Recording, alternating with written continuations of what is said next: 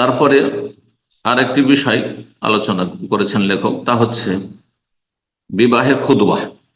বিবাহের খুতবা আমাদের সমাজে মনে করা হয় যে এটি একটি ফরজ কাজ।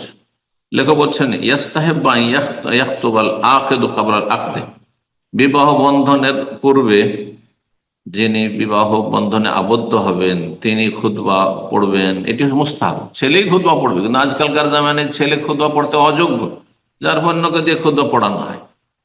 তো সুন্নতি তরিকা যে ছেলে বিয়ে করছে সেই খুতবা পড়বে, আর একজন খতিব ডেকে নিয়ে আসতে হবে, মোল্লা হুজুর আলেম ডেকে নিয়ে আসতে হবে, তাকে দিয়ে খুতবা পড়াইতে হবে।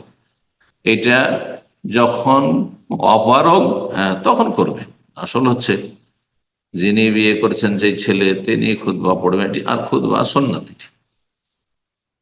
যেমন জুমার খুতবায় রয়েছে খুতবা, এইরকম বিবাহের খুতবা ইন্নাল হামদুলিল্লাহ নাহমাদুহু ওয়া নাস্তাঈনুহু ওয়া নাস্তাগফিরুহ, আর তার সাথে 3টি আয়াত কোরআনে কারীমে, যে আয়াতগুলিতে তাকওয়ার কথা বিশেষভাবে বারবার করে এসেছে।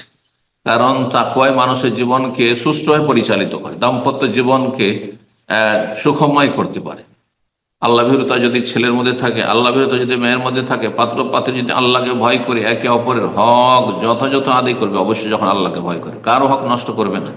হ্যাঁ, আর স্বামীর পরিবারের হক নষ্ট করবেন না, আর তারপরে স্ত্রীর পরিবারের হক নষ্ট, কেউ কারো হক নষ্ট করবে না।